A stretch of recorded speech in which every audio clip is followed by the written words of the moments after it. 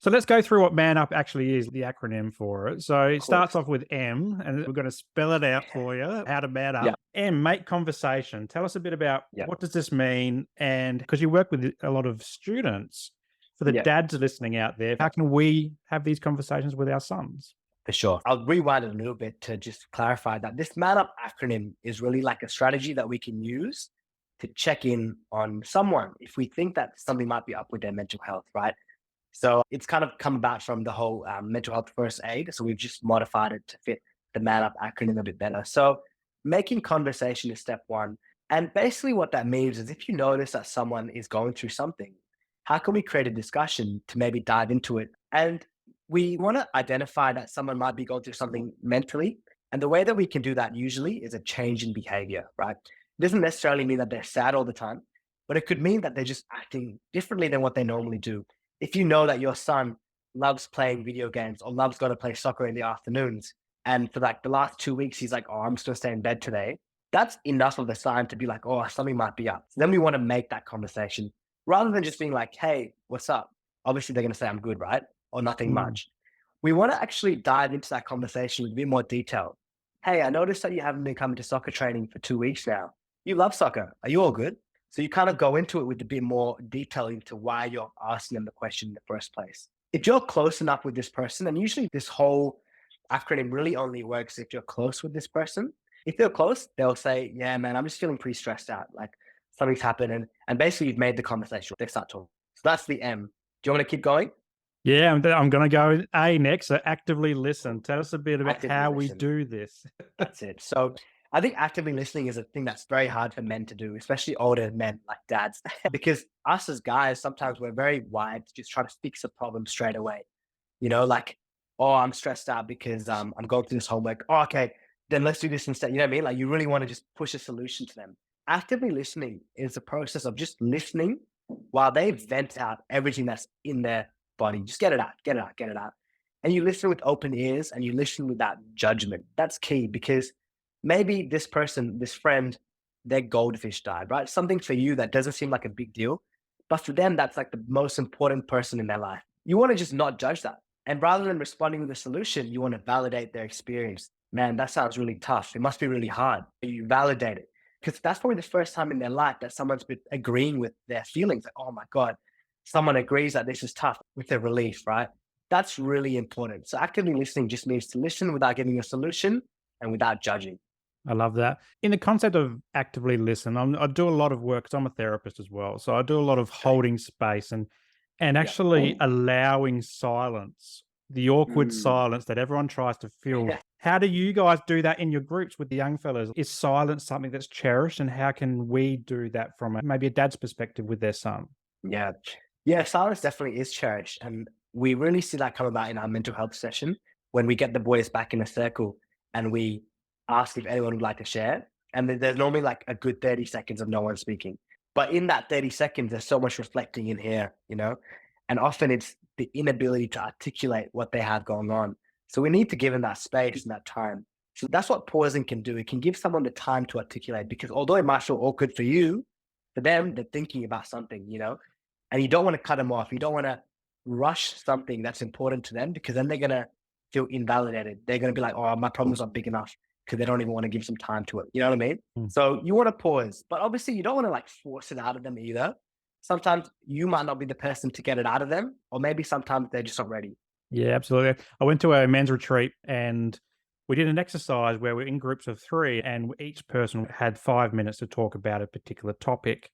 And the other two, their role was to actively listen, but also not feel any silence. So it was a real big challenge of grown men trying not to fix anything or solve Yeah. anything, just to let it happen. And what happened though is like we'd have these awkward pauses, 30 seconds, 40 seconds, a minute might go past. And then the guy that was his turn to share would share a little bit more and then a little bit more and then maybe tear up or whatever he needed to do to just feel good in that moment, even just to reflect as well. Because I went through about 2 minutes of just not saying anything, and then at the end saying, "Oh, this exercise has made me reflect in this way," which is not something that I would have had the opportunity if someone had filled that void, the Mhm. silence with Mhm. chatter as well, which is it's human nature. We always do it. So Yeah. love that one. Now, the next one I particularly like because it's all around self compassion, I believe, anyway. So it's N for nurture. Tell us a bit about nurture and why this is important, particularly when traditional masculinity probably pushes this kind of, I guess, reflective or personal quality away. For sure. So nurture is the third step of checking in on a friend or a mate or a son. And basically, now they've had that conversation, you've listened to their problem, all you want to do is try to be there as the best friend that you can be. You don't want to force anything. You want to nurture your relationship with them and their ability to, yeah, like feel good within themselves, that whole self compassion. So sometimes nurturing might look like, with the example of the whole soccer practice thing, it might be like, hey, bro, how about I pick you up tomorrow afternoon to take you to soccer and then I drop you back home? Like you make the process easy. Or you might be like, hey, man, I know you've been stressed out because of this happening in your life. How about we go watch a movie on the weekend? So you do what's best in your ability to help them because we're not all therapists. We're not all trained to like fix the issue, but we are good friends and we're trained to keep that relationship alive, right? And as you sort of begin this spark of nurturing, they then realize within themselves how important it is to then nurture those things that made them feel good in the first place. Because usually our habits can help us stay mentally healthy, right?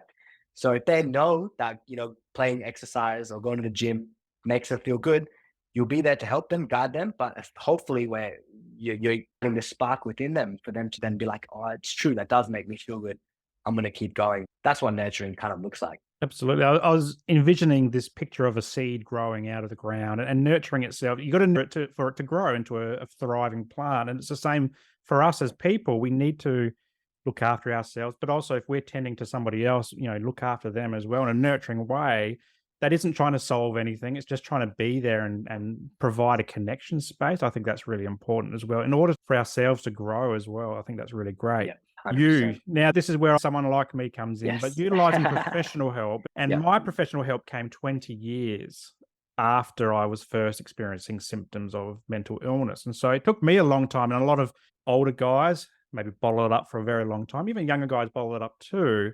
But Mhm. why is seeking professional help hard? And I think in your work with students in schools, what's some of the things that they're looking for in terms of professional help as well? So the reason why we put in use professional help as the next step is because sometimes, like I said, we don't have the actual credibility to help someone or help them with this specific issue if it's quite deep seated. And so professional help is basically someone who has a qualification to help. And often the examples we think about are psychologists, counselors, psychiatrists, therapists, but it even goes a bit deeper than that. And sometimes a teacher can be qualified. Sometimes a school chaplain can also be helpful, someone that's a bit more experienced, right? It doesn't have to be necessarily like the doctor, okay? And so I think the reason why it's so hard to see professional help is because the stigma around professional help now is I only need to see someone if I'm broken, right? If something's wrong with me. And because we as men, we don't want to admit that something's wrong with us, we're going to put that aside. No, no, I don't need that. I'm not bad. Like, I'm all good. Instead, we need to look at professional help the same way you would look at like a personal trainer or a coach. If you want to be an athlete and get better, you got to hire a coach, right? If you want to be better mentally, whether that's if you're feeling ill or just trying to get better in life as a human being, why wouldn't you want to have someone whose job it is to make you feel better mentally? But it's a psychologist. And I use the example myself, whereas I'm in a very good place mentally, but I still see a psychologist every month or so because it just helps me be better. Like, why would I not want to, you know what I mean? And when you frame it like that, people are like, oh, true. It is like that. It's someone that's there to just help you be better, help you with strategies, help you to see insights into your own way of being that you would never would have figured out by yourself. So I think eliminating the stigma is step one. I think another big barrier as well is like people think it's really expensive, but we tell the boys that if you go with your parents or if you're over 18, you can apply for a mental health care plan where if you go to the GP, and that's another thing, if they don't know where to go to see psychologists, we just tell them, go to your normal doctor, like your general practitioner, and tell them what's been on your mind. And you tell them you want to be seeing a psychologist. It's such a simple process, and they'll make you fill out a little form and then give you subsidized sessions, or sometimes half price or even more, which is a huge discount. Obviously, it can't be free, but I think when we let boys know that, that's the first time they've heard that information in their whole life. They're like, oh, wow, I didn't realize that I can see a psychologist for half price, which is huge. So, yeah, that's what use professional help is. It's how can you help someone who's maybe got some deeper issue that you actually can't help yourself and you help them to organize that. You could be the one to call up the doctors and be like, hey, I'd like to book an appointment. And you drop them at the appointment, you pick them up at the appointment, you make the process as easy and as non confronting as possible. Yeah, there's a couple of things that come to mind as you're saying that. The first is I think what I loved about the mental health conference was that it was around valuing the lived experience. So we have a whole bunch of people with learned experience, and I've got learned experience, but I've also got lived experience as well. And I think the volunteers that work with Man Up, yourself included, have a huge amount of lived experience that can often be better than a paid Yeah. professional. It's just about having that space where it's someone who can nurture the conversation, can hold the space, can actively listen. Sometimes that's all we need as well. We don't need necessarily to go and pay hundreds of dollars for a Mhm. session, even if it is subsidized as well. So there's that element as well. So don't sell yourself short with your lived experience. Yeah. Into Yeah. as guys, and I did the same as well when I was growing up. Is we're happy to get together with our mates, go down to the pub or a club, have a feed, get on the piss. Sometimes it could be staying in accommodation, it could be taxis home, and this could cost hundreds of dollars, right? For a Saturday night out on the town.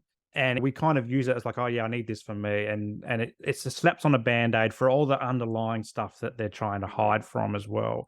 Yeah, if they paid that same amount of money to a therapist, even if they're not broken, that could be 2 or 3 sessions with as a psychologist, counselor, social worker, whoever it is. I'm not adverse to people seeing life coaches as well, PTs, exercise phys, any sort of profession that can help you just be the best version of yourself.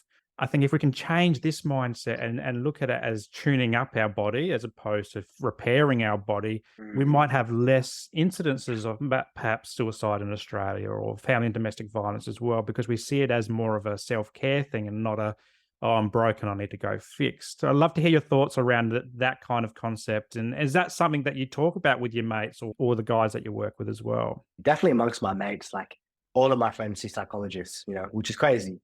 And that didn't happen 5 years ago, but it took us all being like, actually, there's no harm in seeing someone. In fact, it's just better, right? It's literally better. So yeah, I think that's such a key is like it's flipping that script around rather than looking at us like damaged people is how can we shoot up and level up, become an even better version of myself. And look, I'm a personal trainer myself as well. And I love it when people come and talk to me as well, because it's just them trying to be better.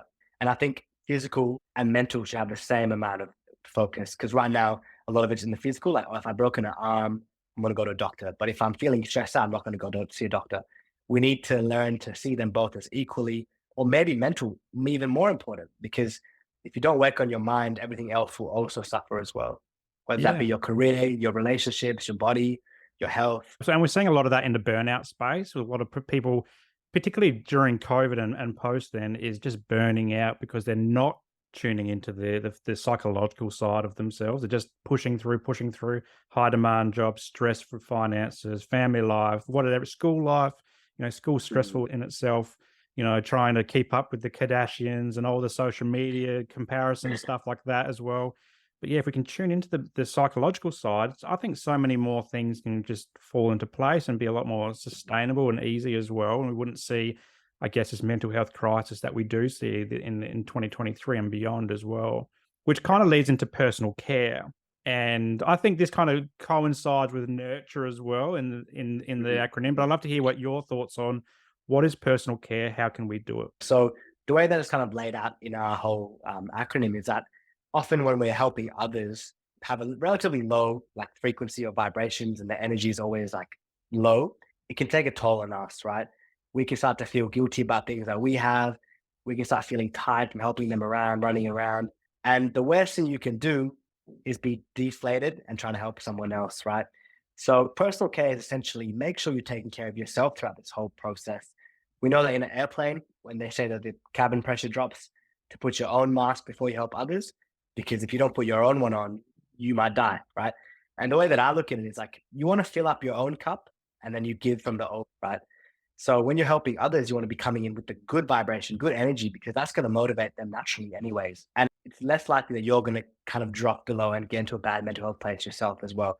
Because if you're taking care of yourself, you're going to lift someone else rather than them bringing you down. So personal care is just like a thing to just keep in mind. Like make sure you're always looking after yourself. You're practicing the things that you're telling your friend to do as well, because you want to set an example. And often telling people what to do, they're not going to listen.